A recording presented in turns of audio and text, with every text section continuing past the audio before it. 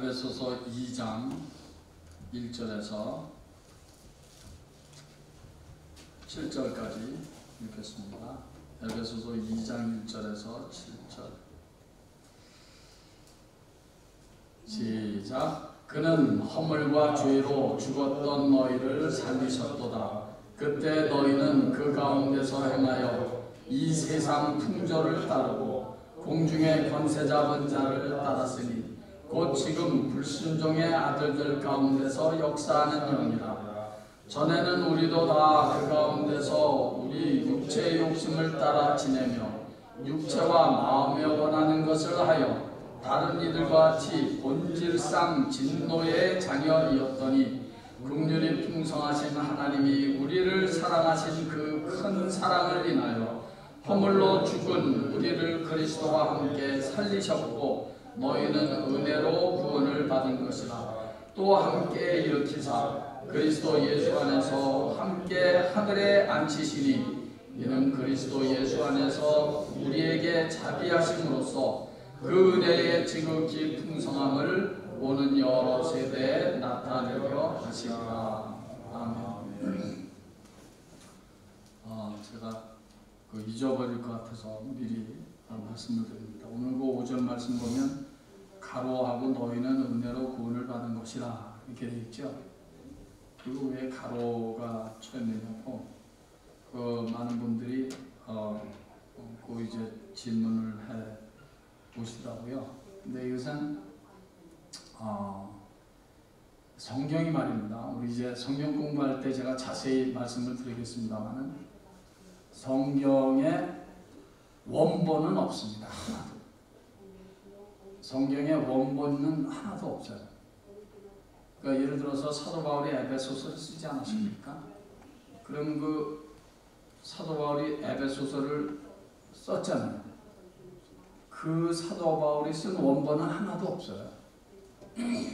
그러면 그 대신에 그 원본 대신에 이제 예를 들어서 사도 바울이 로마 교회에 보내는 편지, 로마에서 이렇게 편지를 썼을 때 그 로마 교회에 있는 성도들에게 이제 사도 바울이 쓴 원본 편지를 갖고 간 사람들이 있습니다.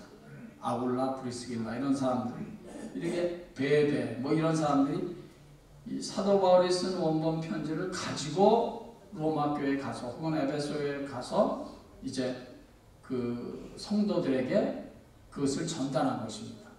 그러면 그 성도들이 그 편지는 한 장이지 뭐 그 당시에는 뭐 이렇게 뭐 카피를 해서 뭐 쓸 수 이렇게 나눠준 것도 아니고 정말 뭐 한 번 쓰기가 그 보통 힘든 일이 아니죠. 그것을 에베소 교회에 갖고 갔으면 이제 성도들이 그걸 다 이제 봐야 되잖아요. 일일이 돌아가면서 뭐 볼 수도 있었겠지만 그것도 굉장히 예를 들어서 100명이라고 언제 일일이 다 돌아가면서 읽겠습니까? 그러니까 이제 제 추측이 뭐 그냥 일반적인 상식입니다만은 읽어줬을 거라고요, 교회에서. 그러니까 이렇게 여러분들이 에베소 교회 교인이라고 하면 이제 사도 바울께서 로마 감옥에서 우리에게 편지를 이렇게 보내오셨습니다. 제가 읽어드리겠습니다. 읽었겠죠? 근데 그 중에는 많은 분들이 이게 한번 듣고 없어지면 안 되니까 그 사도 바울의 편지를 들을 때 받아 쓴 사람들이 있었을 것입니다. 아니면 나중에 나 그 편지를 내가 좀 받았을 좀 내가 좀 베끼고 싶으니까 나한테 주십시오 해서 빌려서 받아 썼을 것입니다. 그 받아 쓴 것이 많이 발견이 되는 거예요. 훗날에 그것을 사본이라고 합니다. 사본, 매니스크립트. 말씀 많이 들어보셨죠? 그걸 사본이라고 해요. 그러니까 사본은 많이 있어요. 근데 원본은 하나도 없습니다. 이거 좀 얘기가 좀 길어집니다만 하나님께서 왜 원본을 없애셨을까요? 왜 원본은 하나도 발견되지 않았을까?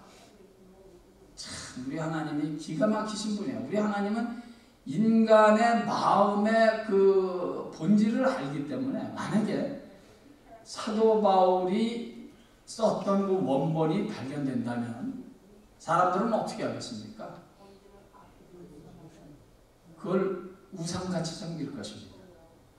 여러분, 레오나르도 다빈치의 그 원본의 레오나르도 다빈치가 그렸던 그 최후의 만찬 그 그림 있잖아요.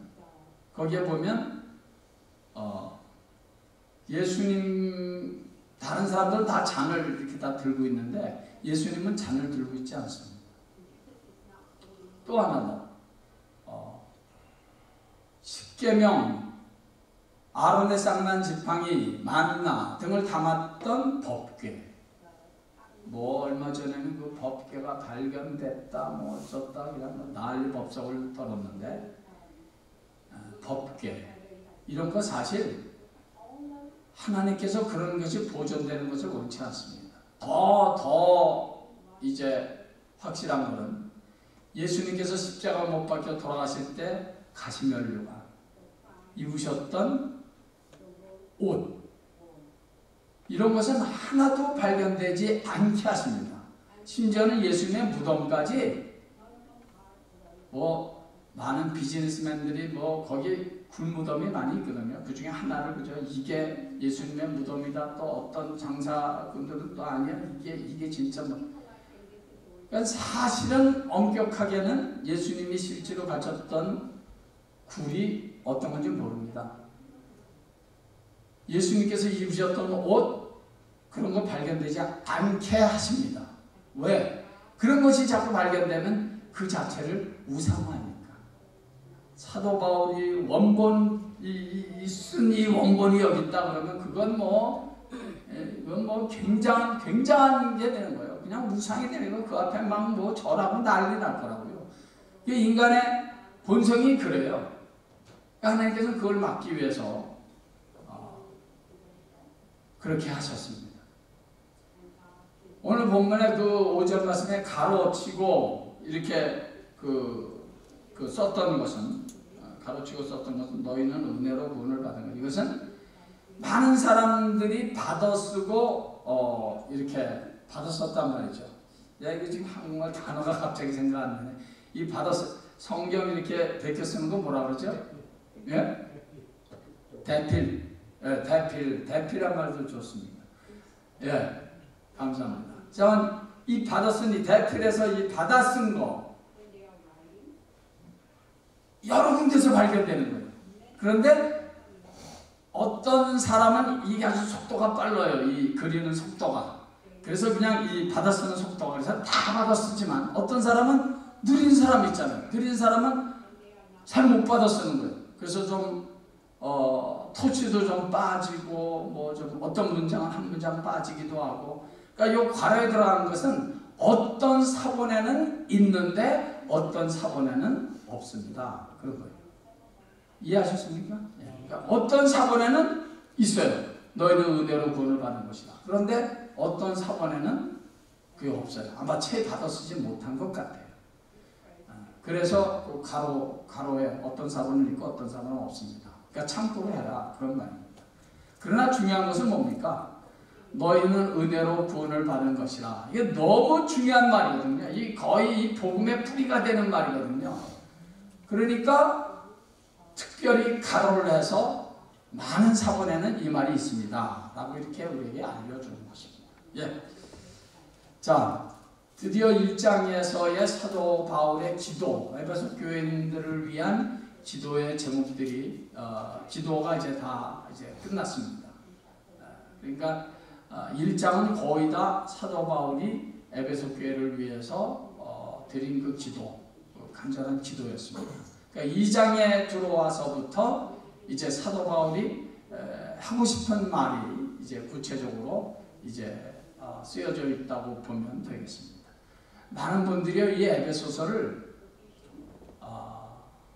로마서, 에베소서, 갈라디아서 이렇게 세 책을 우리 성경의 뿌리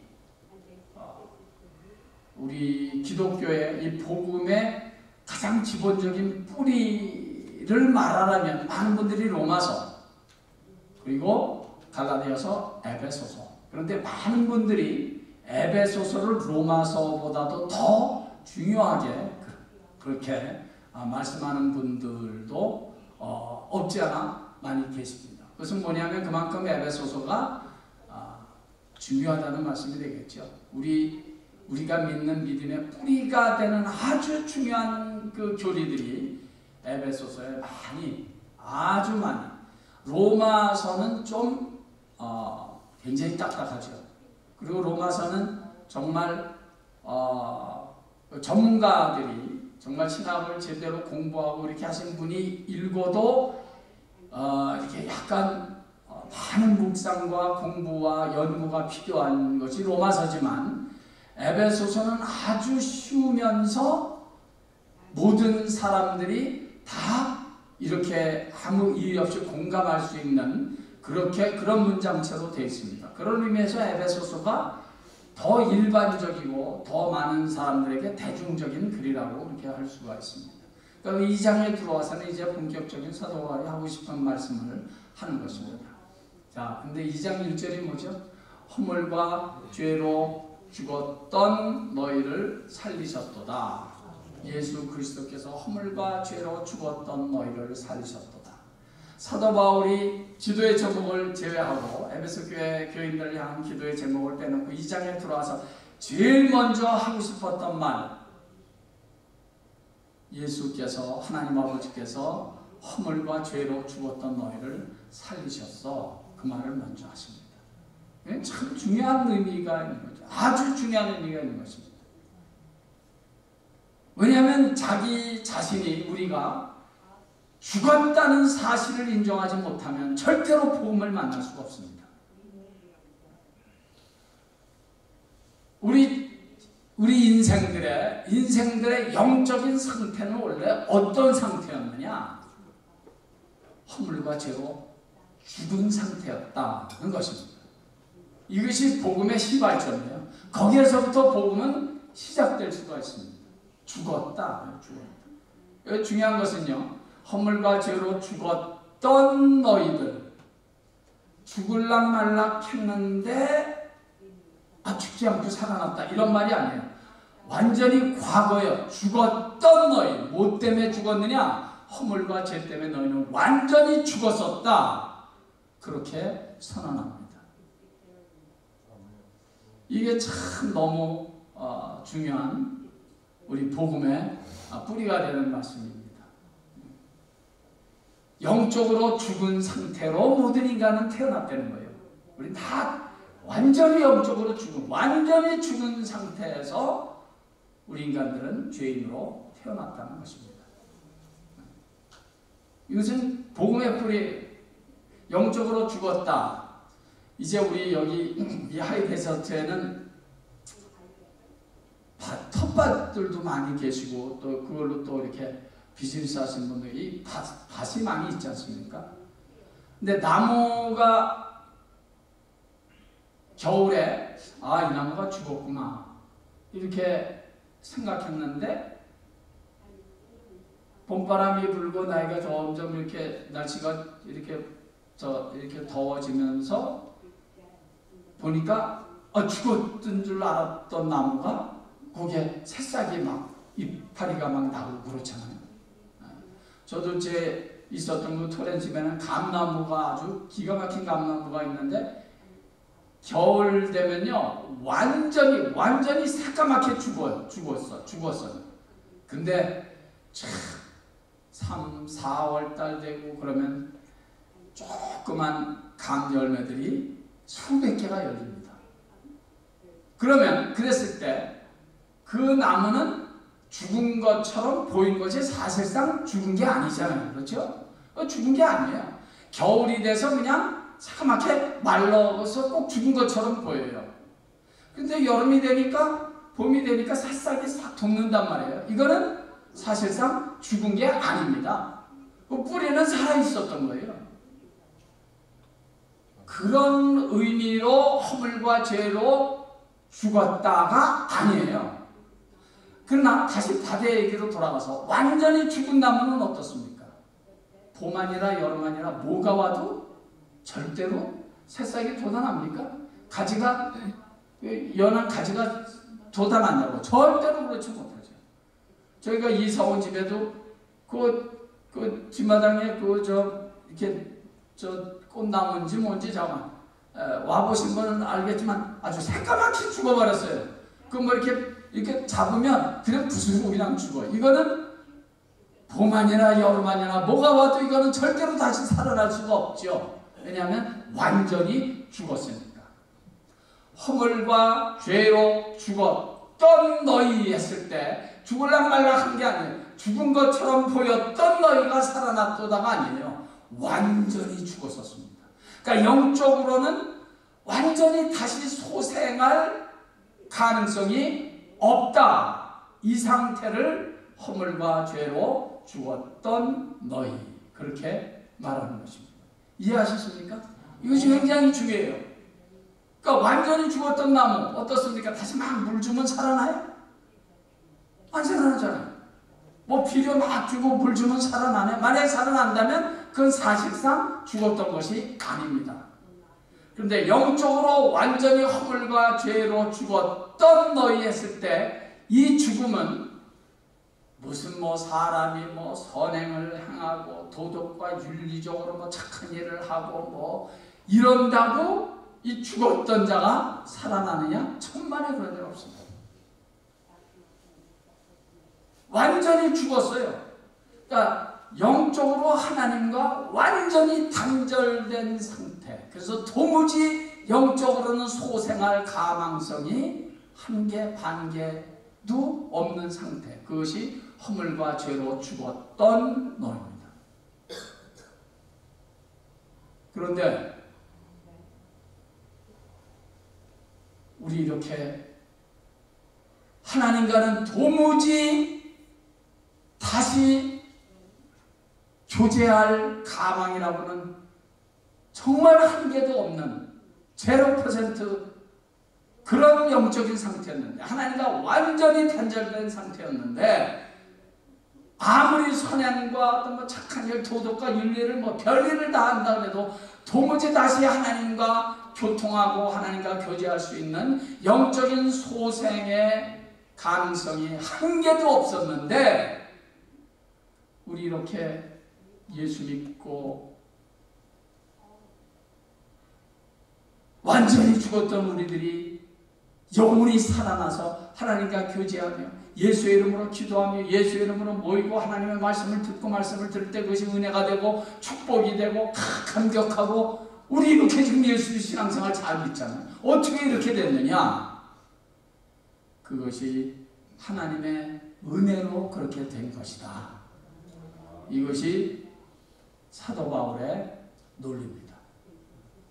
그것이 로마서와 에베소서의 가장 중요한 핵심입니다.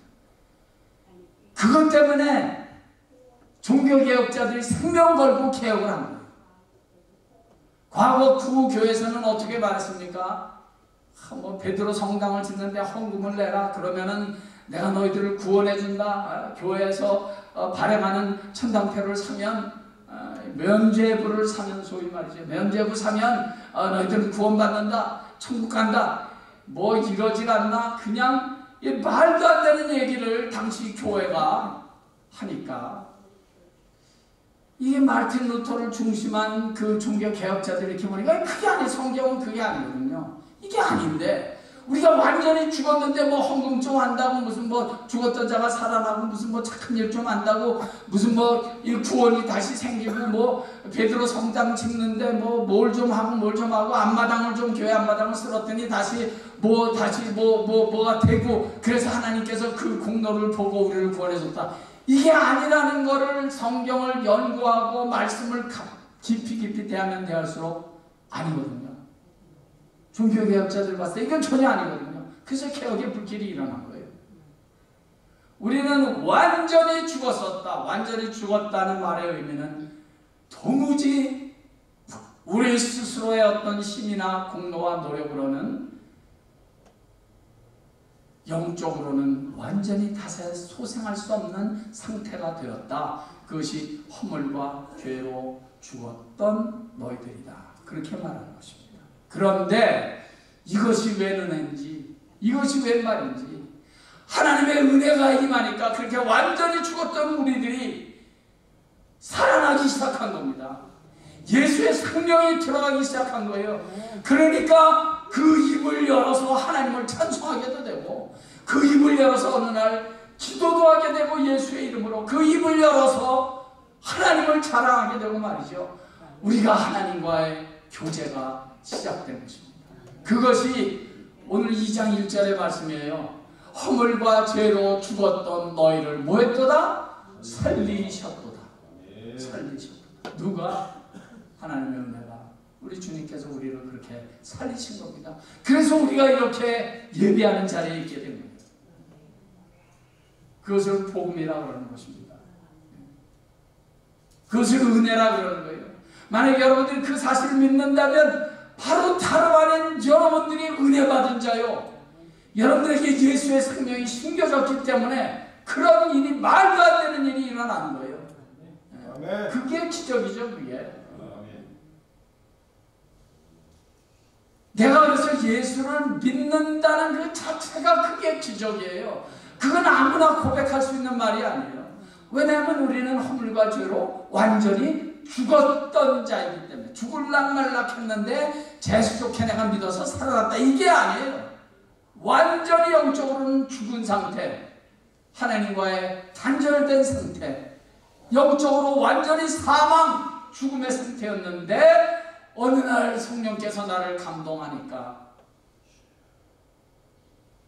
예수 그리스도를 주님이라고, 나의 주님이라고 고백하기도 하고, 그 예수의 이름을 찬양하기도 하고, 그 예수의 이름으로 기도하기도 하고, 하나님의 말씀을 자꾸 펴서 보고 묵상하고 읽고, 그러면서 자꾸 말씀이 좋아져서 말씀 속에 자꾸 빠져들어가고, 이런 주님과의 교제가 다시 생겨났단 말입니다. 이것을 보고 은혜로, 너희가 은혜로 구원을 받은 것이다, 이것을 보고 은혜 받았다, 그렇게 말하는 것입니다. 사랑하는 여러분, 오늘은 그러므로 오늘 기도는 그래서 다른 거 다 빼고, 하나님 아버지, 왜 나 같은 사람에게 이런 은혜를 베푸셔서 예수 그리스도를 나의 구주라고 고백하고 믿게 하셨습니까? 이것이 웬 말인지, 웬 은혜인지. 늘 울어도 눈물로서 갚을 길 없어. 그게 바로 그 말 아니겠습니까? 여기에 내 공로가 뭐 조금이라도 들어가 있습니까? 천만의 말씀. 여기에는 내가 예수 그리스도를 믿어서 하나님의 자녀가 돼서 신앙생활을 하게 된 데는 내 공로는 하나도 없는 거예요. 하나도. 그것을 사도 바울은 로마서 3장 21절부터 24절 말씀에 너희들이 은혜로 말미암아 구원을 얻었으니. 근데 어떤 은혜냐? 값 없이 은혜로 말미암아 구원을 얻었다, 그렇게 말합니다. 값 없이. 하나도 내가 뭐 한 게 없다는 거예요. 돈으로 따지면 1센트도 내가 낸 게 없다는 거예요. 내가 뭐 한 게 없다는 거예요. 내가 뭐 조금이라도 뭐 한 게 있어서 하나님께서 그걸 보고 우리를 구원한 게 아니라, 우리는 전혀 0%의 가망성이 없는 사람들이었는데, 어느 날 하나님의 은혜가 임해서 우리가 예수 그리스도를 나의 구주라고 고백하고, 그 예수님의 앞에 와서 이렇게 예배드리고 이렇게 새벽에 기도를 한다.